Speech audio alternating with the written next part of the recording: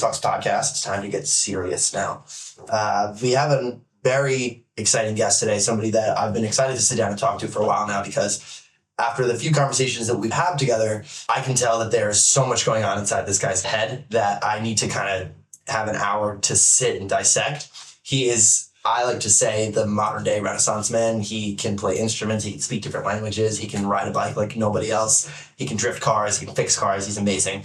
So without further ado, Coy White, thank you for joining us. Thank you for joining us. Man, that is more than I deserve for an intro, but I'll take it. You know what? Another reason why I like you so much, you're very humble and very approachable, which is, I think, one of the reasons why a lot of people like you, which is great. Yeah. Well, I guess, sometimes you figure out some stuff and the optics of that stuff is really good, but you know that you have all the rest of it to figure out still. And ultimately, there's no way to orientate yourself. How do you find time to do it all?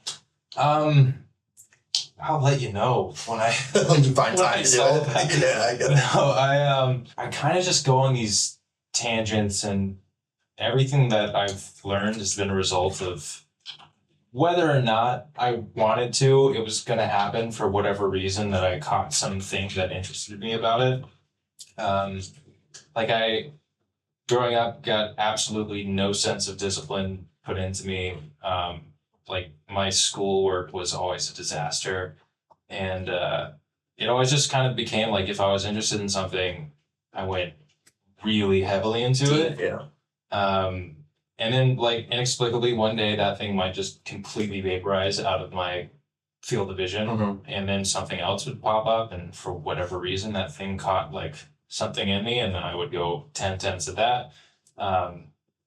And a lot of it has also been just slowly allowing myself to want more. I grew up in a really small town.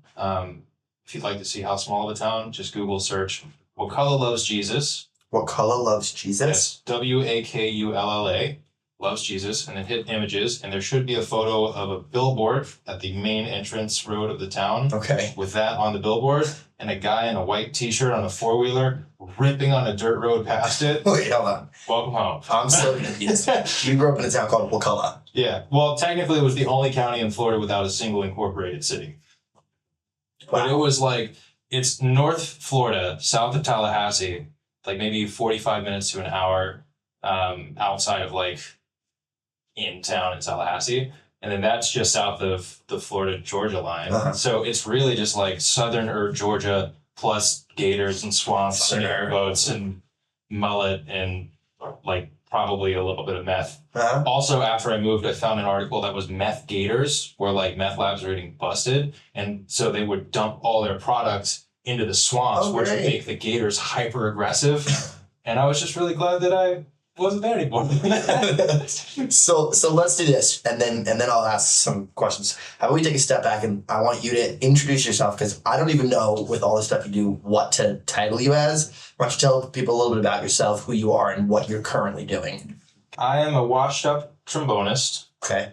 Who likes to play with cars he can't afford, and has a deep love of science and scientific thinking, which sort of has led me to basically getting involved in any subject that I find fun or exciting that can benefit from scientific thinking to progress yourself in that subject. And so that's turned into basically, it really is any subject except fine art. So do you look at the things you're passionate about through a scientific lens, or at least in your head a scientific lens? Yeah, I think science has a really critical PR problem, because the way that I was taught science in Florida public school, and to be fair, the school system that I was in was actually pretty good for what it was.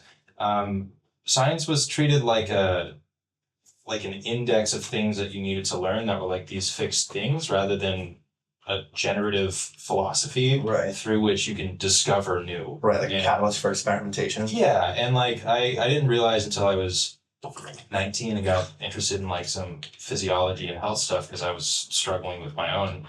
I was oh, this is how you can make yourself not fooled by everything constantly.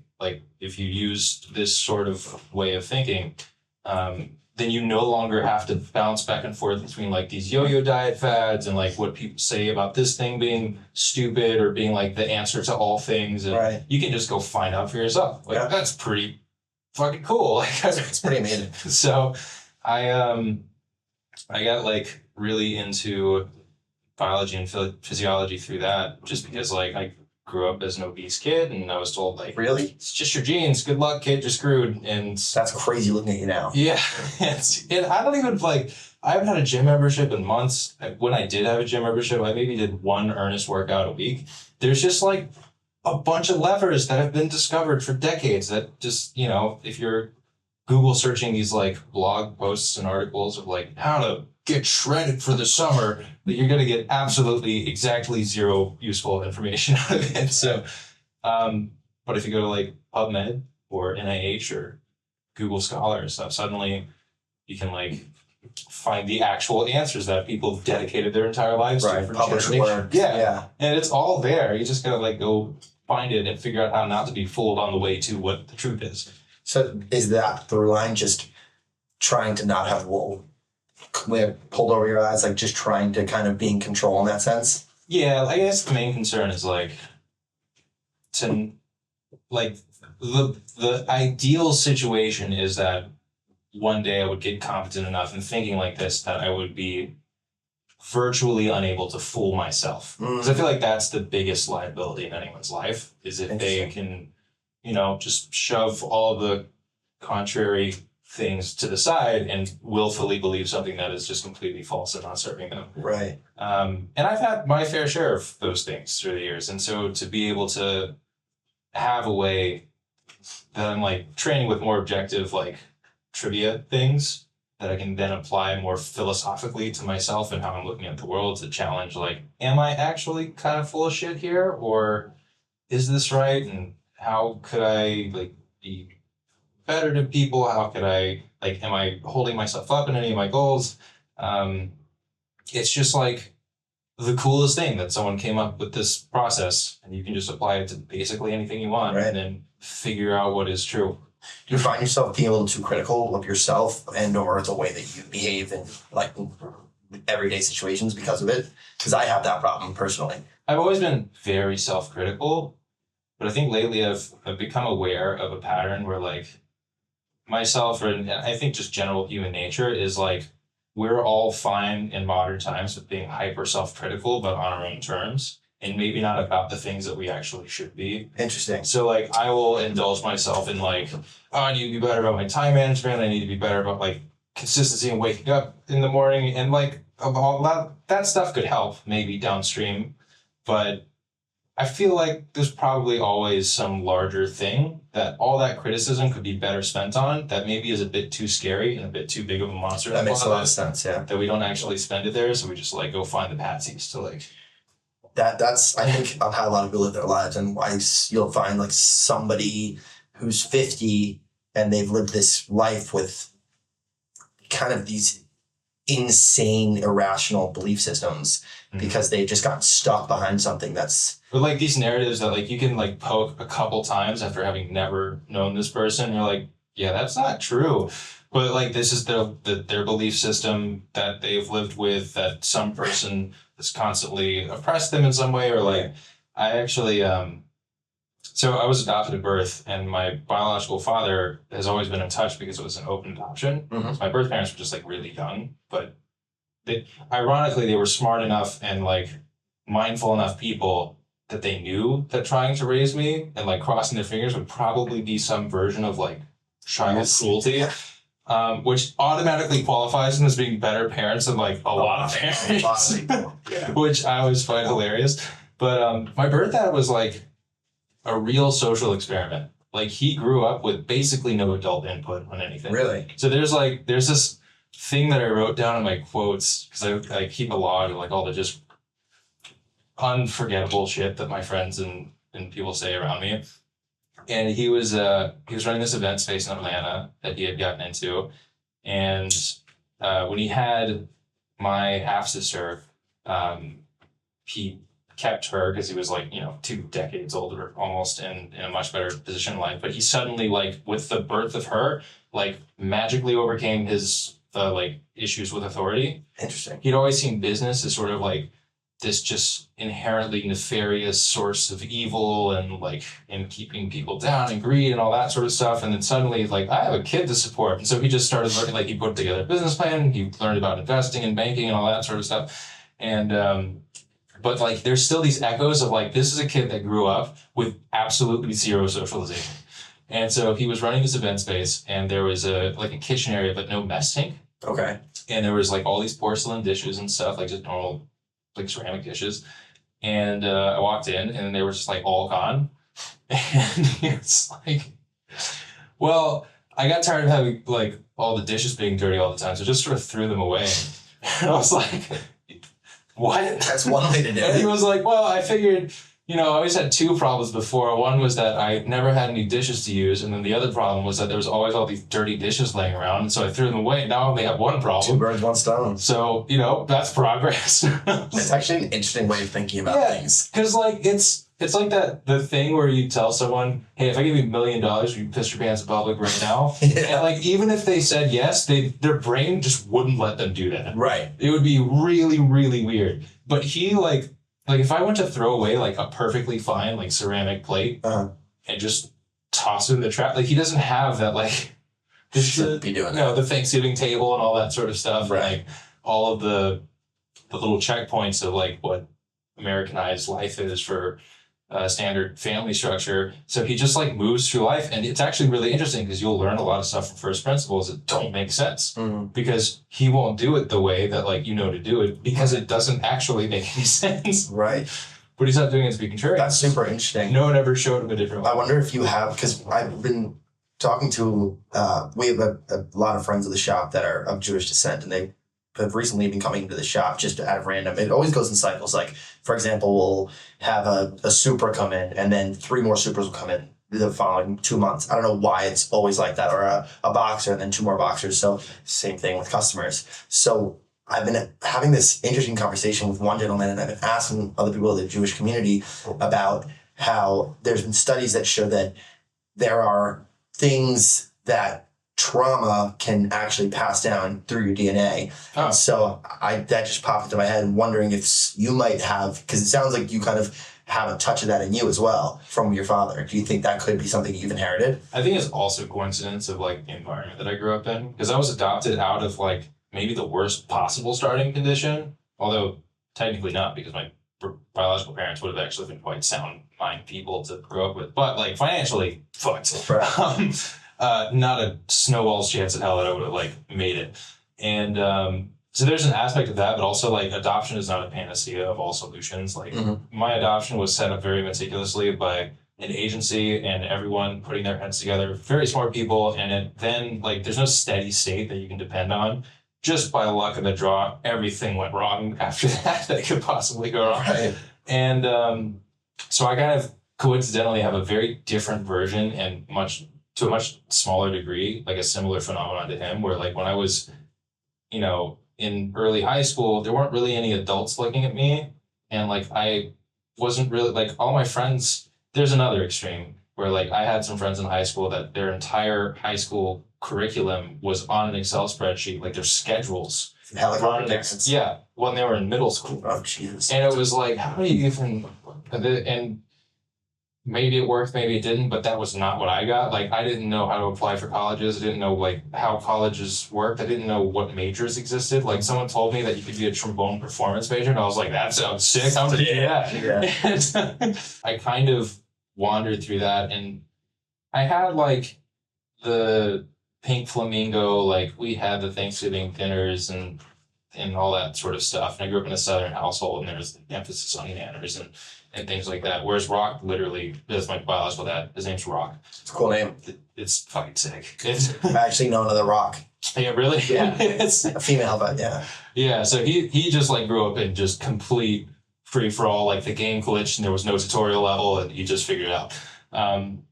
I wasn't quite to that degree, but I was still like, I took a gap year after high school. When I was in high school, I had to transfer for my senior year, and like to do the transfer, I had to forge my mother's signature like on the transfer paperwork because she didn't like do that stuff. And so I showed up to this new school and like didn't have half my records move over because I didn't know what I was doing because I was like 16. Right. You got nobody to kind of hold your hand through it.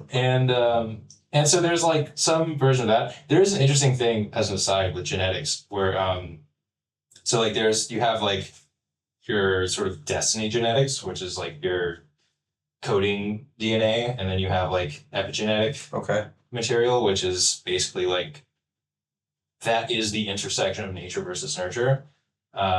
So like in psychological or psychiatric conditions, there's something called the diathesis stress model, which is, let's say your parent has the gene for alcoholism.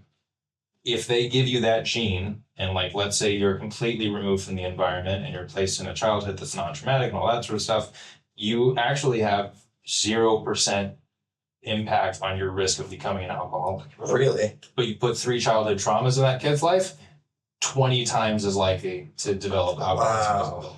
And it flicks on whatever that gene is, or it activates it, or it turns on a set of systems that so interesting compounds with it. And yeah, so there's a lot of interplay like that. Mostly like mine was just a weird coincidence, plus severe ADHD, which I know both my biological parents have, but only my birth dad admits. And like, it's interesting that you say that now because I have very similar behavioral patterns that sounds like you do too, where I'll get obsessed with something and become not an expert, but an obsessed person.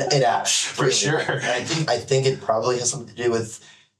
I was listening to an Andrew Huberman podcast very recently, and he was talking about testosterone, and at its core, it's basically a chemical that, if that's what you can call it, a chemical that makes effort feel good.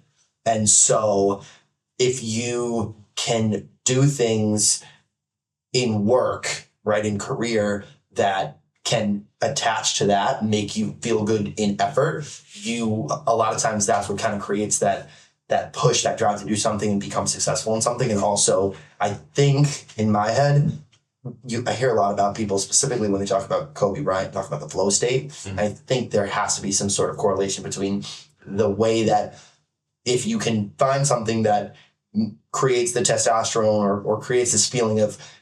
Well, there's all sorts of stuff, like the dopamine circuit, the serotonin circuit, right. I think there's even in some states, there's like cannabinoid circuit that gets activated as a reward for doing certain things. There's such a cocktail of things happening that I've kind of full circled with looking, because I've been desperate to like try and fix ADHD. And then I realized I started looking at the diagnostic criteria of like bipolar and then bipolar 2, which is not mania over weeks, but mania stratified in like hours that passes. And I was like, that's what I experienced when I was on ADHD medication. Was like 50-50 chance I get on some insanely manic tear where every idea that enters my head is the best idea I've ever had in my life. And I must chase it with all like my soul. West. Yeah. You start saying stuff like that too. And like so there was that, and then like I found CPTSD stuff, and I was like, wow, that seems pretty. And then at some point I was like, wait, right, all these are just symptom clusters. Like these names were just made up to try and fit different profiles as distinguished from one another. But like they're heuristics. They have nothing to do with like what's actually happening in the brain. Right. Like this is a symptomatic appraisal of what's going on. And I was like, oh, so like probably because bipolar gets misdiagnosed as ADHD all the time. Right. CPTSD gets misdiagnosed as ADHD all the time, or maybe vice versa. And so there's a lot of mechanisms to look into, and I think they are important to know. But to an extent, like I was looking at like the dopamine model for ADHD, and so I like tried to be very dopamine mechanistic centric, and then that kind of didn't work. And then I found out about like habituation stuff and like the transference of activities from the prefrontal cortex into like the basal ganglia or wherever else habits form, and you start doing stuff autonomously. And then I just like full circle back to like, this is all kind of probably the same thing, and maybe like the soft inputs, and like I just end back up at philosophy, and ironically like a lot of Buddhist principles seem to hold the most water when it comes with like intervention. Right. But yeah, there's definitely like flow state. I think it's spoken about as it's like a medicine. Right. But I think it's just a very profoundly simple place where you can like ride a sweet spot of your interests, your abilities, and Focus.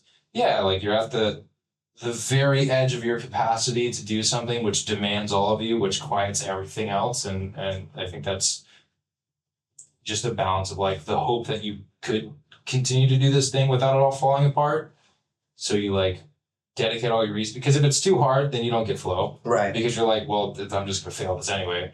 If it's too easy, you're not gonna go in flow because I don't need to think about this. For me, this is like right within my wheelhouse of interest because I personally deal with ADHD, and I think like a lot of the stuff that we're talking about with misdiagnosis is really interesting because I think a lot of times with me, my anxiety disorder was maybe misdiagnosed as ADHD, or my ADHD was misdiagnosed as a anxiety disorder. I don't know. Well, the thing is, there's no reason why they can't be literally just the same pathology happening under the hood that just happens to trigger these symptom clusters, so that on the list of like you meet this many from the criteria, DSM, then like congratulations, you got both. But it's not like there's two discrete things happening unrelated to one another in your brain. Yeah. And that's sort of like one of the first tells that I got that made me start really putting a lot, like big grain of salt with all the official diagnoses that I was looking at, was I started a ketogenic diet like back in probably 7 years ago now. And for the first time ever, I could just like monologue coherent thought, one take into a camera. And I like did a crude explanation of what I thought the ketogenic diet was at the time in like 5 to 7 minutes. Ended it, knew it made sense. I was like, what the fuck just happened? Like usually I would be sitting here for 4 hours, there's So 20 much. takes, they're like. Do you deal with any autoimmune issues?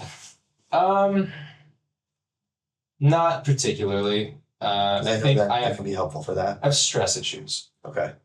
Which turns into autoimmune issues. It can go both ways. So like, there's a great book called Why Zebras Don't Get Ulcers by Robert Spolsky, who is like a preeminent researcher in stress biology. Mm-hmm. And essentially there's like acute activation of your immune system where, let's say you are a zebra in the fields and you just got your stomach torn open by a tiger or something, but there's like this tiny little chance you might survive. The genes that would be selected for over time are the genes that would upregulate all of your immune function while your skin is broken and you have all these pathogens challenging your biology. So if you think about taxes, that's basically a tiger now. And you can do that anytime you want. You don't actually have to be attacked by anything, and your brain does all the exact same chemical cascades. It creates these pathways. Yeah, as if you had literally been punched in the face. So like, yeah, so after a while, like your immune system can be hyperactive, which is where you get like IBS and stuff. Is I think it's largely thought to be your digestive tract and like your self tissues targeting the bacteria of your like GI tracts as not self when they're actually very symbiotic and they're supposed to be there. But because like your immune system's constantly riding a little too high, it starts to self-target things and then you get like irritable bowel syndrome, Crohn's disease, and that's not the root of all of those things, but like there are a lot of stress-related cases where someone will get extremely anxious for a period of time and then all their symptoms go off the deep end.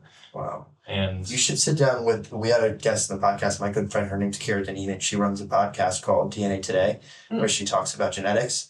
And a lot of the stuff that you guys are talking about, I feel like you'd be a fantastic guest for her podcast. And I got to connect you guys. And I'm woefully uneducated. I think it'd be an interesting dynamic. But going back to kind of your obsession with things, when did your obsession for automobiles start? Probably as soon as I could say car. Really? So when I was growing up, I had grandparents that lived at the end of the dirt road, and they always went to this restaurant that was like just before the pavement. Okay. Like every Friday night. And so they live really nearby to my family, so we'd stay with them a lot and go and have like this Friday dinner almost every week. And at some point, I think it must have been 3. Like my grandpa let me steer at idle on the way to. It was like a Silverado, like a cash Silverado or something. And then a 2006 Cadillac GTS. Mm-hmm. Although that wasn't number 3. Oh no, so it was a DeVille. Yeah, so it was like a cool car. Yeah, not that one. But yeah. The Buick LeSabre DeVille. Yeah. But yeah, so I was really interested in cars. I think when did Tokyo Drift come out? 2006, I would have been 8. I probably watched the standard definition iTunes Tokyo Drift on my 3rd gen iPod Nano, like for half of the useful life of that iPod. Right. And I just like always, I grew up in the South, so I wasn't watching like Formula One. I wasn't even watching NASCAR, but I was watching Dukes of Hazzard because it would play on whatever channel we had. Over and over. Yeah. And so like the first images of a car that I saw were like a 69 Charger sliding in the dirt. Right. And I was like, that's jumping shit. This is sick. Yeah. And I guess in retrospect, I never connected the dots, but that's probably why I have such an obsession with rally. And maybe white girls with short jean shorts. For some reason, that one didn't stick. That one didn't stick. Cool. Yeah. Daisy Dukes just me. Yeah. I wear those myself, but I don't think it's doing me any favors. It's just hot sometimes in Texas. But yeah, so like I saw that, and so I think that instilled like this idea that cars driven, like in drifting, because I do a lot of drifting these days, I feel like one part that kind of makes it get monotonous is that drift cars are doing this thing that originated as like the car has gone past its limits, probably because you made a mistake, right? But you're wrangling it in that threshold beyond what the car is capable of. Right. Now everything's engineered to drive that way. So you're just sort of like casually sitting in this like sweet spot that the car is perfectly happy to be in, and you're doing it on purpose for no particularly clear reason, other than it's really fun, which, to be fair, is not the worst reason. No. But like when I was a kid watching like Dukes of Hazzard or Fast and Furious or whatever other car things I'd see, it was always like film and TV. So there's a story and there's like a motivation clearly for why these cars are driving a certain way. And they were getting bent out of shape because like they were improvising and they were trying to get away from someone and like they were going past what the car could do. And that context really made it like super cool. And I think that probably is another draw to like rally for me, because rally cars get bent out of shape because they're just going that fast. Right. And they're doing it on sketchy surfaces. There's no amount of racecraft that can give you pace notes to tell you that pebble moved the last car that went through. And that small a difference can make a huge change in the way the car reacts. That really informs like the kind of driving and the kind of car stuff that I like. So like you don't really see me in stance stuff ever. Usually my cars would all get roasted by anyone that cares about style, because there's just, I can fit my shoe sideways in the wheel arches. But I like functional stuff. I like cars that I could imagine driving the apocalypse, stuff like that. Mad Max style? Yeah, and when I was, I think when I was 8, my dad's dad let me learn stick in a Miata. This is in Miata. The hairdresser car? Yeah. And it's funny though, I came up with all these like stories in my head about how this was like a retired race car, because I had seen something about Spec Miata, but I didn't know Spec Miata was just like a bunch of dudes in Miata. I thought it was like this racing division or something. So I'd like go to school and be like, and it didn't. It's a race car. Did it have one? Yeah, like the little hoops that people put on. But it was absolutely not a race car. It was only Miata. But I wanted to have fun. Yeah. And that was my little fantasy of this car in our garage. It was like, if this is some secret retired race car, it must be, because there's a roll bar on it. It has to be. And so I learned to stick in that and promptly outgrew the car when I was like 12 probably, so it didn't stick around for that long. And then my dad actually passed away when I was 15. I'm sorry to hear that. And yeah, so when I was 16, it was time to try and get my first car. My mom was kind of weird about like me getting jobs. Like the one job that I ever got was bike delivery for Jimmy John's, and she was really angry about that. Really? I think it was because with my dad passing, there was like fear of abandonment or something. And if I became self-sufficient, then I could make my own decisions and go places. So she was not happy about that. And so like the car was like financed through my dad's family and I think my mom, but my dad wasn't there to be like, hey, don't let him get a WRX. So I was like, here's a 4-cylinder Subaru with a 5-star crash safety rating, it's all-wheel drive, got on gas, it'll be fine for insurance. It's a little Subaru. So I got it. It was like $9,000, 109,000 miles. Fucking beautiful. It was some guy in Georgia that had been deployed for forever, came back and was getting a minivan for his family. And the death kiss. Yeah, for any car guy. It was a California, South Georgia, North Florida car. So like I had no idea how nice it was to work on that thing, which I did have to do like probably no more than 3 months after because I sideswiped a curve. It was on 7-year-old Triangle Talon tires. Okay. Triangle's a great name for something that's generally supposed to be a circle. I performed about as well.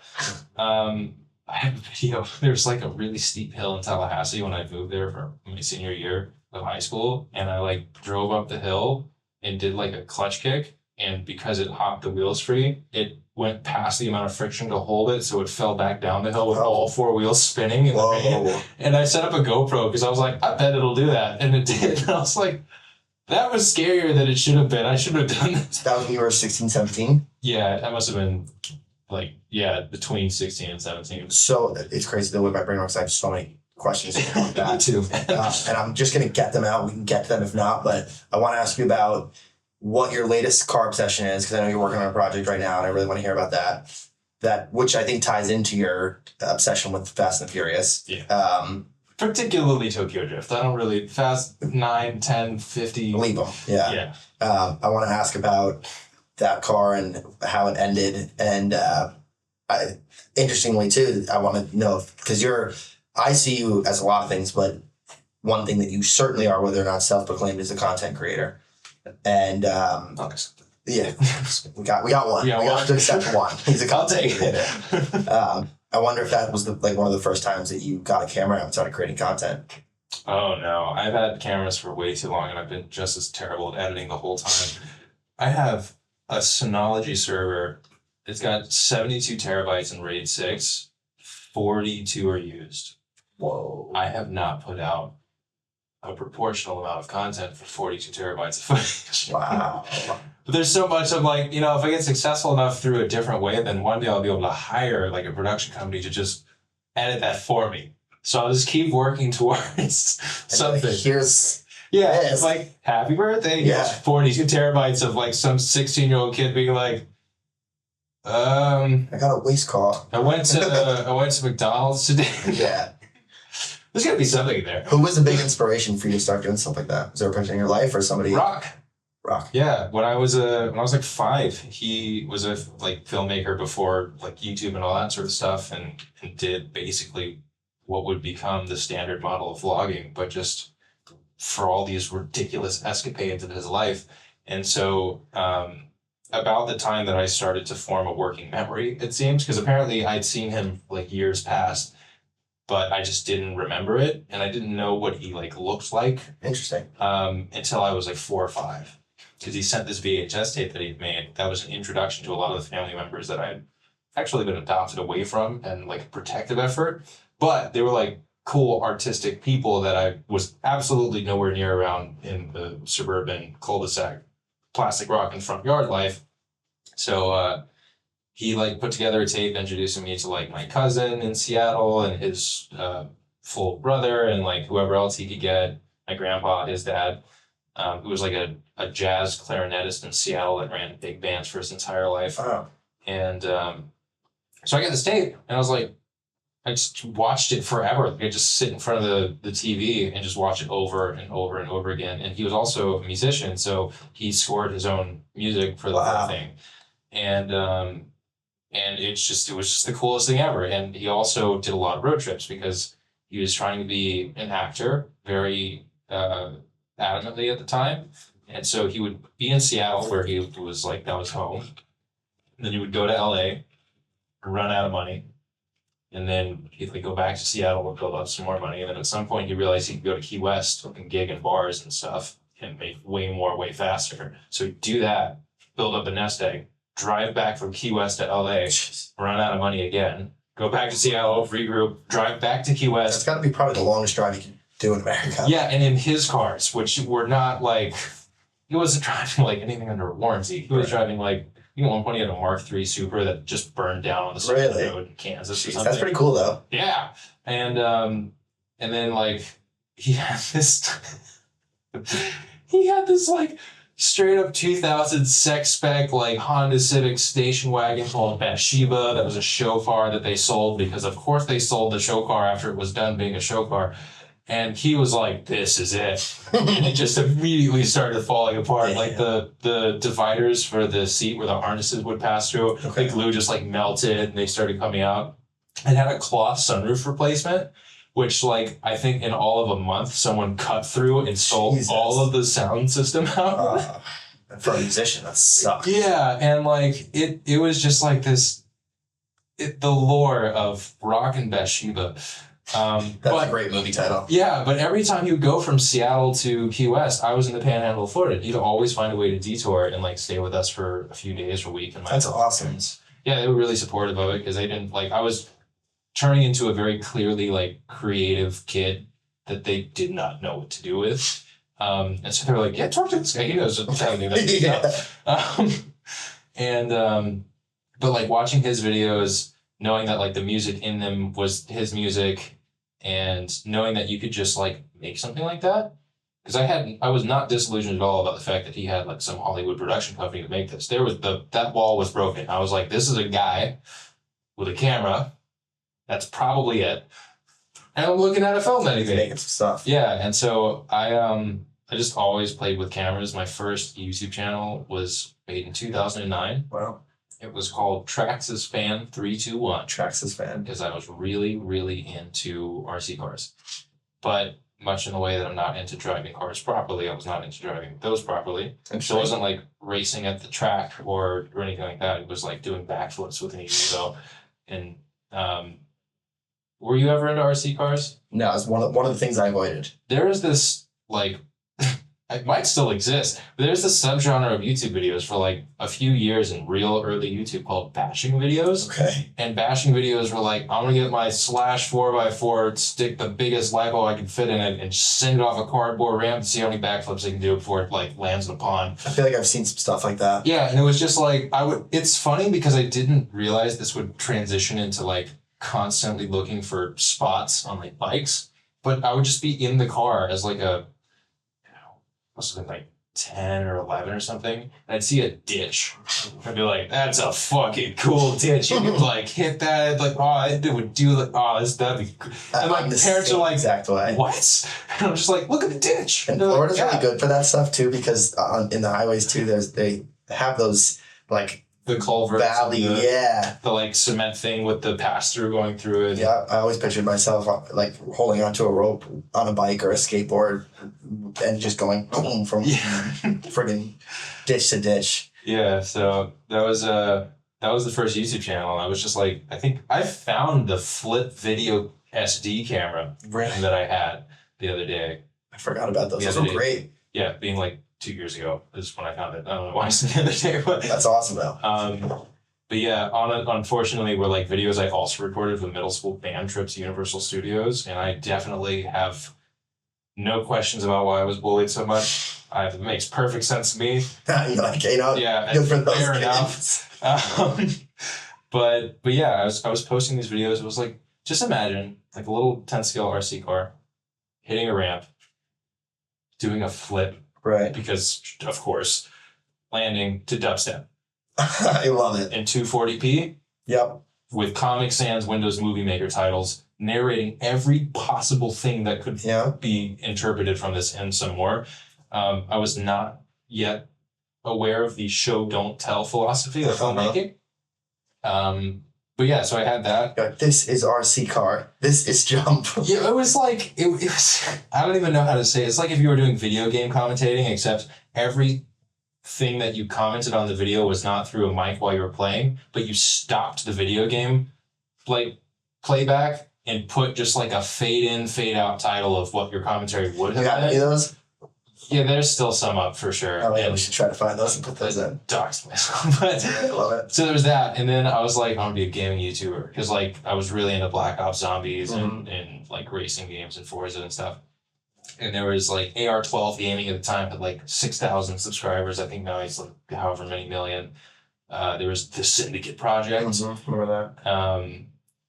Turns out no one wants to hear like the squeaky kid from the Call of Duty lobby that everyone mutes as the whole video. So that didn't really take off, but it was cool because I like found screen recording and played around with editing software. And yeah, it's just like I always had a camera. When I was in like the middle of high school, I was between really making the decision of pursuing like classical trombone performance, which I don't really know how to contextualize that, but that was a thing, and filmmaking. And so I was going to try and double major the two of them at Florida State because that was just like over there. Yeah. And turns out you can't do that because like they won't let you because it's impossible to make your schedule work. Okay. Because classical music students, even if you're not doing a Bachelor of Fine Arts, which skews the amount of gen ed versus music specific classes, your credit hours don't quite work the same. Right. Like you'll have an ensemble class, but it's not really you working all the time. Like if you're in a section, they might be working on strings for half the class. Half the class or the rehearsal or whatever. And because of that, like it's not really a stringent experience as if you were in like calc. Okay. And so you might be in a 3-hour long rehearsal that you get like half a credit hour for because it's not really so active. So you have to stack your schedules like insane. Like the 1 year of college that I did survive. No, I didn't. But the 1 year of college that I did attend mostly, I think I had 9 classes in a semester. And that was like exactly enough credit hours to be a full-time student. That's insane. Yeah. And so it is not surprising to me in retrospect why they were like, you cannot double make your film in. What was the first thing of yours? Because your personal Instagram account is very popular. What was the first thing that started to take off? Was it that? Was it YouTube? Was it? It was TikTok. TikTok. Against my best wishes. It just kept working for some reason. I was like, I really would love for some of these people to show up on YouTube, but they just aren't going there. They're just on TikTok. And like, I have gathered some semblance of a following on all these platforms despite doing everything wrong. Like the way that I did it is not how you should do it. On purpose or no? No, it's just because I like didn't have the discipline to do it the right way. And so I would just make these random, like the first video that ever got over 1 million views on TikTok for me. Is it that? I think it might have been lockdown. And my friend was on a Zoom meeting, my friend Adrian, who worked with Ryan Serhan, and now you probably know him as the guy that stoops random stuff on the streets in New York and turns it into like art furniture. I love that guy. Yeah. So he's like a sick dude in real life. He is one of the greatest human beings I've ever met. And we were roommates in the pandemic because I had moved to an apartment that he had in Crown Heights for 3 months. Must have been a cool apartment. We were playing, well, not at that time. Negotiation was not his strong suit at the time. So we were all very much in a similar place. Now he's doing fine, but, and he deserves it and all the rest that exists for him. But, at the time, like we were just in this, I think the whole apartment was $2,100 a month or $2,200 a month in Crown Heights. And then we were going to renew. I moved in January. We were going to renew in March and do like the next year. And the building got like condemned. There's black mold or something. And the whole facade was just like falling apart. Jesus. So we got 2 weeks notice that we had to move out. And it was March of 2020. Oh, God. So I had like my LS 400 and I just moved all my stuff from where I was at in Jersey before that. And so we just made a bunch of trips. And it just so happened that my friend Dale was like cast for The Bachelorette. So he was going off for their first attempt at shooting the show and had to like be in residence at like wherever they were going to in the bubble. Yeah. And so his apartment was going to be empty. So he was like, you can just stay at my, like, if you guys need a place, just stay there for a bit. That's a huge savior. Yeah. But he had a 1-bedroom loft in like Flatiron districts. with a guy's stuff already there. Right. And then you have 2 more guys coming with all their stuff that they have nowhere else to put during lockdown. Wow. Like, I think the 14th of March was like lockdown. the beginning of lockdown. Maybe we had to move out at the end of March. It was a shit show. Whatever it was like, I have some videos of just driving with the mattress, like ratchet straps folded in half to the roof of the Lexus with Adrian outside, and like the whole world's ending. And we're just like, everything's fine. Everything's good. This is good. It's a barn fire, but it's fine. Yeah, the first TikTok that I made was he was on a Zoom call with like his team at Sirhan, and I put some like, I have no idea why I thought to do this, but I like put pants on a hanger and then use an iPhone charger cable to like wrap around the hook of the hanger. Okay. To like lower these floating pants into the background of a Zoom call. And then every time someone would say something, I'd yank them up so we'd turn around and there's nothing there. It's so funny. And it worked like 3 times somehow, but also no one else on the call was seeing it. Right. Just this one coworker named Ange. And she was like, what is Coy doing? As soon as I heard that, I like yanked it up. And then like this other guy, Puma, that was on the call, looked up. He didn't see anything on Adrian's video. Adrian looked back. He didn't see anything. So put it down. And it happened like 2 more times. And eventually, like, I like edited it together, posted it, and I think within a day or 2, it had 500,000 views. Wow. And then I think it plateaued at around 1 million or maybe 2. But that was the first time I ever posted a video, and I was like, oh, that's what it's like when it just Blows. Refresh and there's another digit, and then you refresh again and then there's another digit. Yeah. And I didn't really know how to like hone in on whatever it was that I had done. I had no idea what I had done. So I just like kept making random ideas that came to mind, and I still like do that because I know I can do that indefinitely. Like right now, I haven't posted anything to TikTok really in like a month, maybe a month and a half, because it's just a period of time where like if I posted something, it's not something that like, TikTok's sort of a repository for all my random ADHD tangents. Mm-hmm. If it comes to me and I just start recording stream of consciousness, do barely any editing, and I post it, it's like a couple 100,000 views a minimum. But if I put a lot of effort in and think I'm being really clever, like 12 views. Right. It's always for some reason, it's always like that. The shit that you think is going off doesn't. And like Adrian, bless his soul, has tried to counsel me to like, he knows how to do it. He's proven it, and like on himself, and more importantly on other people, where it's not just the luck of him and an N=1 experiment, but like he can take what he knows about how these platforms work and how people work, and he can like put it on a real estate agent. System. Or yeah, and it's not even so explicit. He just like understands it, and he can diagnose someone's situation and then give them the recipe that they need. And if they do it, it basically has never not worked. And throughout this whole time, he's been like, dude, you need a format. Like, please, God, you should be getting like more views than this and like doing more deals, but like you can't pitch to companies if they can't describe who you are. Yeah, what you need. And I was like, Adrian, I don't know how to describe what I am clearly. So yeah, like he would like riff with me on like different TikTok formats, and it just comes down to like, I know they would work, especially because they came in a collaboration from him, and he was like super stoked on them. And it's just about doing it and getting to a place. And I think that'll be a lot easier for me in Texas.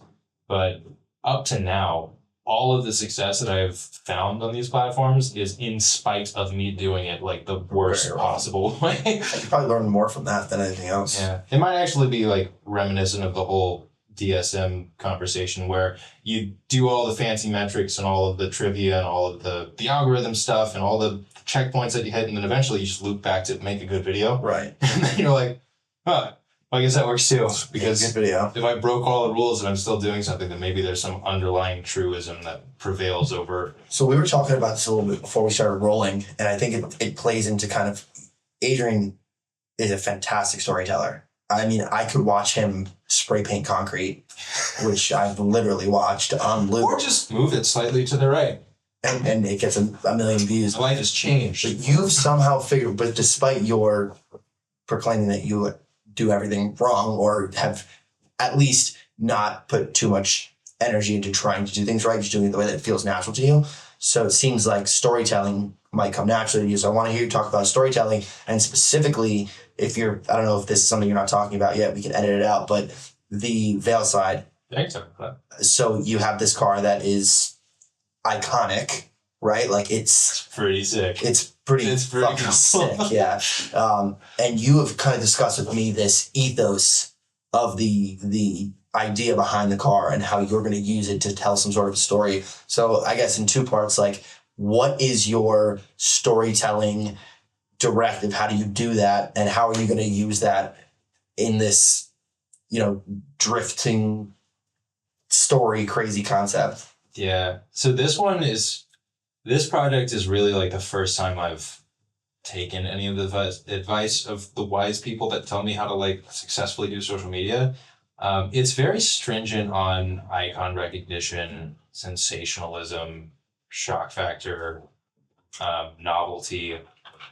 But I think the only way they'll succeed is if I put every ounce of storytelling skills that I have acquired over the years into delivering that in a way that is memorable rather than like a whoa and gone for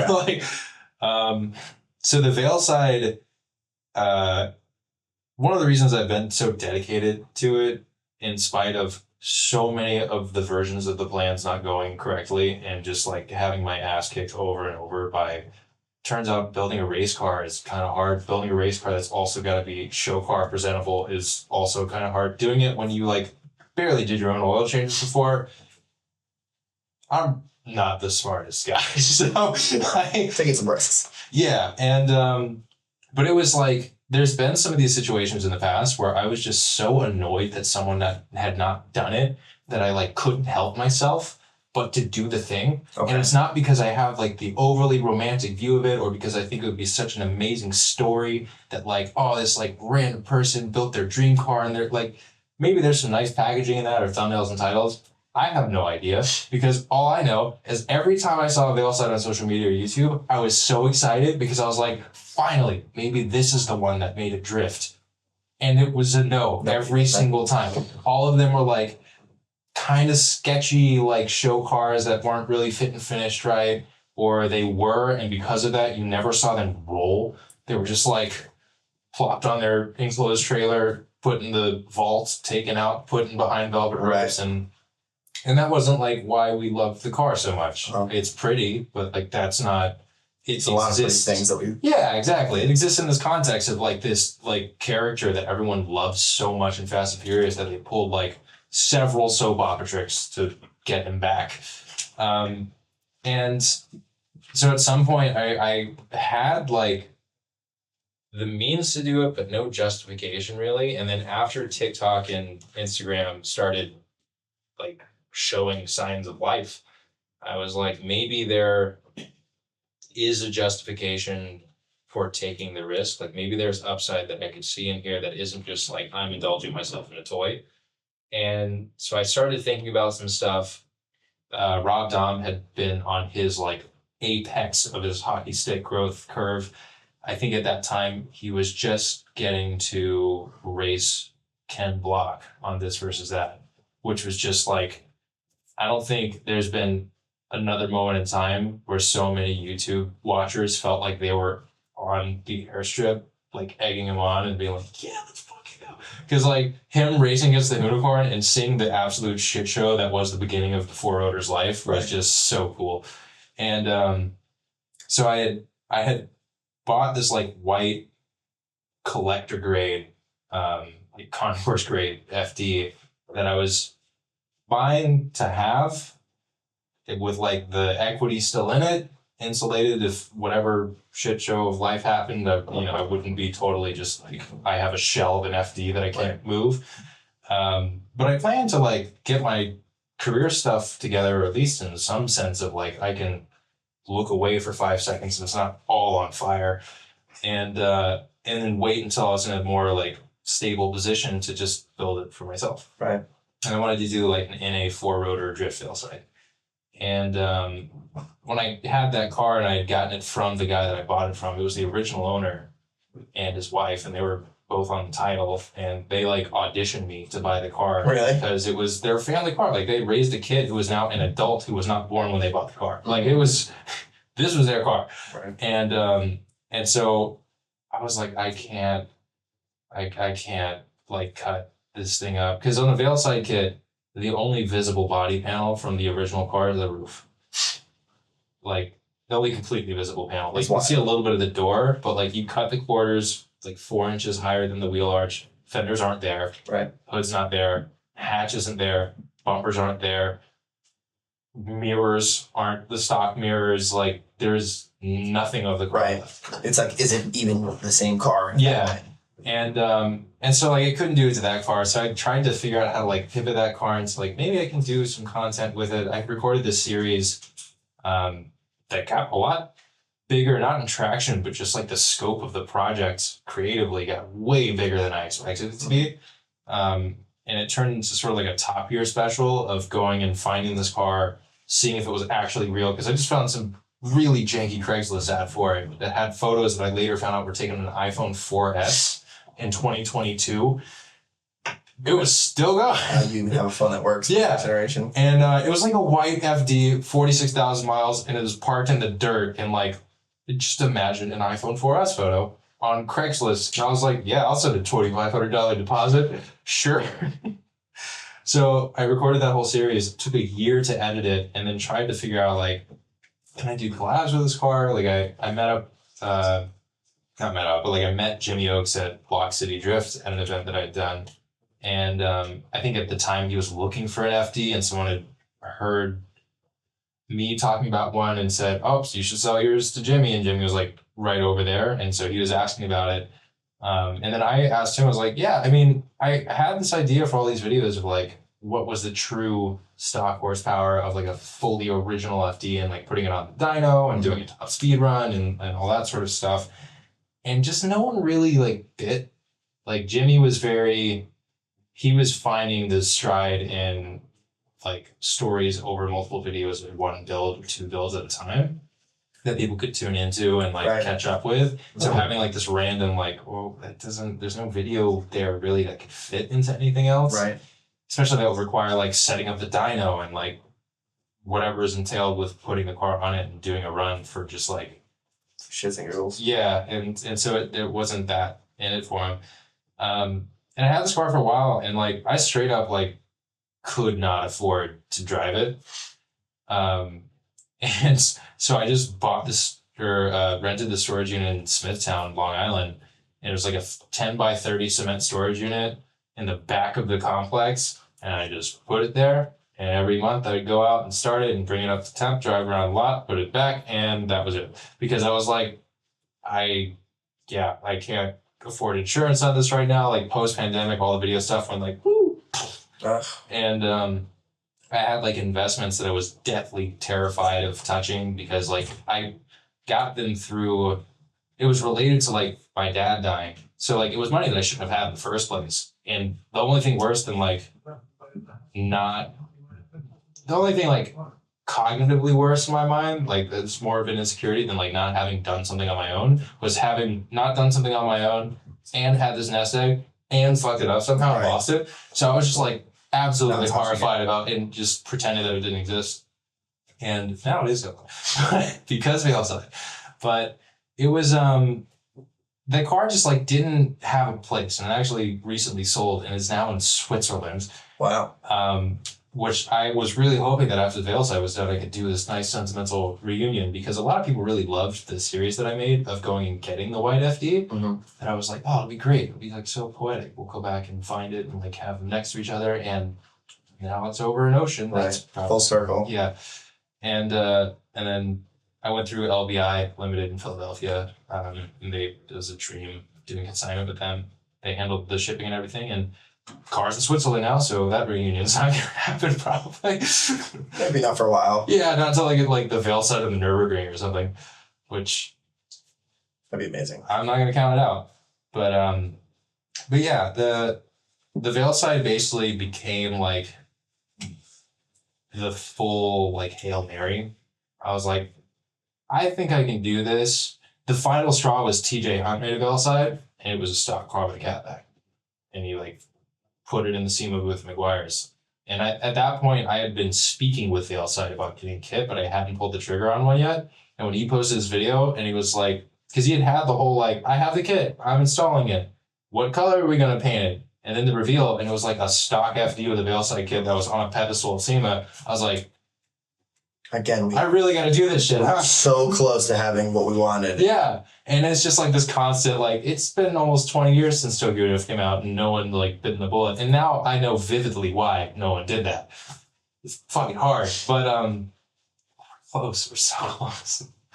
But yeah, like the business angle of it that I was able to find is I did some split test ads early on. And I used the LS Swath FD that I had for a brief period. That was like blue, already Mamiya headlights, like clearly modified to some degree. And on an ad, like it would be a good benchmark for like what an FD could do. So I made like these dummy ads with the paint care product. And then I had the first 0.7 seconds swapped with the blue FD and the Veilside like on jack stands. Because I always knew that like it would be like free money for advertising because like your click through, your thumb stop, everything would be insane if you actually had this car drifting on an ad. And so that should make it very easy to sell to corporate sponsors, which it has not proven to be. Maybe I'm doing something wrong. And by that I mean I'm definitely doing something wrong. I just haven't figured out what it is yet. But I ran the split test and it lowered cost per through play by half. So imagine you're like 7-Eleven, right? And you have, this number's probably way off, like $500,000 of ad spend on some certain segment of cars of 7-Eleven. Right. Now you have $1 million. And in terms of the full duration of the ad being watched, change the first 0.7 seconds, and you've just doubled your ad spend mileage. That's a fairly good arbitrage. Like you said, for corporate sponsors, that's the language that they speak. Yeah, and obviously there's more nuance to it. There's fatigue that would be in the ads, but if you build more on the story of it, it becomes so amorphous that you can't really impute much from that data other than there was certainly a visual effect there. And it was just, the basic idea is like, we never really got to see as much of Han driving as we wanted to. In part because the stunt cars themselves in Tokyo Drift were trash to drive. Veilside's official dimensions for the rear wheels on that car were a 265 front and a 315 rear. And the way that like the movie stunts work is you have your hero car that was cast from the Tokyo Auto Salon. Right. That one made like 400, 450 wheel. You don't use the hero car for stunts. And Universal's not going to pay to build all these like HKS turbo built rotary, like they barely feel like building this 26-piece body kit. And so they make 4 OEM FDs, just stock like shitter FDs that they put the kits on. And now the stunt guys have to drive 315 rear tires on a 250 horsepower. As if it's the hero car. Yeah. And they have to drift with the stock FD that has like, what is it, a 12 or 13 inch rear tire on it. Right. So like Sam Gubinet was the main double for Han in the movie, and he would just be twisting drive shafts and exploding transmissions because literally in first gear he'd have to do an 8,500 RPM clutch jump to just get them spinning. Reese Millen I've talked to a couple times on like Instagram, and there was like an old Edmunds piece that was made about this, and they said that they shaved all the tread off the tires, which like, even when I was a kid, I was like, it's the same amount of tire on the ground. What does that do? But they were using rally tire groovers. So what they did was they removed sections around in ribs. Interesting. And so that the effective width of the tire was actually like a 215 or 205 or something. But it was just over the footprint, and it had these massive gaps in the middle where there was no tread. And so they did that, but then they ran out of tires. So then you like look at some of the scenes with the car in it and you realize like, where is the rear wheel? And it's just not there to be seen. And it's like a medium or a wide shot. And it's because they were using fronts because they'd run out of rear tires to groove like that. So they had the fronts in there, but there's like 4 inches sunken into the rear quarters. Right. The stagger's so big. And then the one of the canyon scenes where he's like training Sean in the Evo and Sean passes him. Right. If you look at the back, like, even as a kid, I didn't know what was up, but I always looked and was like, something's different about the car there. And they had spaced out front wheels because it was way too apparent that they were sunken in. And I think that, I don't know for a fact, I haven't talked to Reese about this specific shot, but I assume that even if they had more of the full-size rear tires left, Right. having that much rotating mass was like too much for the car. So they had to go down to a front anyway, which is like a 9.5 tire.